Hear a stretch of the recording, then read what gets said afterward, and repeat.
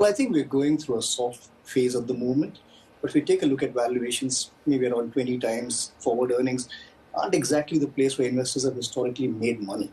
That said, if you take fast forward maybe like 3 months from here and hope that bond yields go down a little bit, and relative to bonds, equities may look a lot more attractive at that point as investors move to FY26 earnings. So what we are seeing, in my opinion, is a soft phase, a bit of a shallow correction that I think is closer to ending.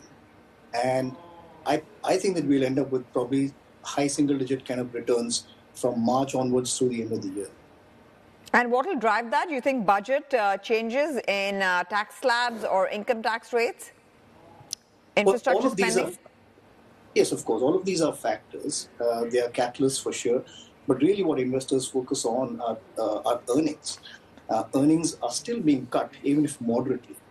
But as we move past April, May, then the chances of this low single-digit kind of a growth environment that we're having at the moment may move to low double digits as we move to FY26. And that's what investors will focus on. So, and what will drive that, obviously, are a bunch of sectors. One of that could be capex.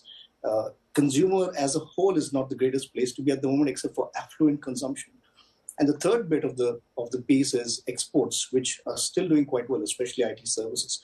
So you put all of those three together, they could, in my opinion, drive earnings. Not to mention, to fuel all of this, you need financials to participate in the value. Right. You also like export plays. So is that technology? That is IT services from an Indian perspective. The other export players, of course, is pharma, but that's done really well already. Within pharma, I think we are now moving more towards domestic-oriented names such as hospitals and diagnostics and so on. But IT services look very interesting. Not only do they track the US markets and the NASDAQ and so on, but also order flows are building quite well.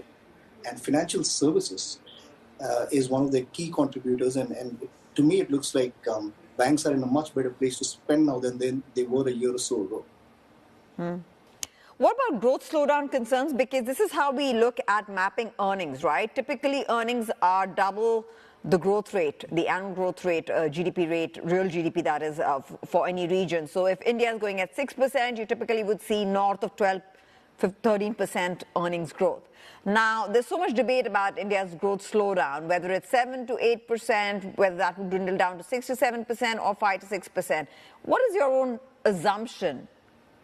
And what is driving your projection on that front? It's interesting you say that because FY25, you still have real GDP growth of around 6%, but earnings growth also of around 6%. So that the twice that of GDP kind of correlation is broken somewhat. But over the long term, it plays out. So therefore, this 5-6% earnings environment will probably change to 12-13% by next year. But investors are not yet focusing on that. At the moment, they're concerned much more about FY25 earnings still getting cut. Once we are done with that, of a somewhat lower base for this year, and we're looking into 2026, that's March 26 earnings, people will then realize that earnings are probably going to accelerate.